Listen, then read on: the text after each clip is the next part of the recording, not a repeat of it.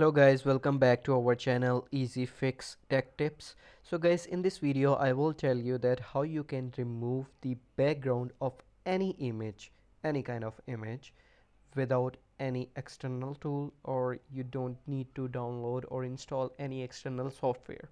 You can do it easily within few seconds. So guys, to do that you just have to open your Google, then you have to type here remove background, and you can see the first website here, which name is www.remove.bg.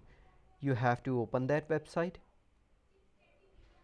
Then you simply have to upload the file or the image which you want to remove the background, from which you want to remove the background. In my case I will select that file. Okay, I will select that file. It will remove the background of that image. You can see that now the background is removed. Now I will click on download, and I will select the location where I want to download that file. I will download here in the desktop. Then I will go on the desktop and simply open that file just to show you.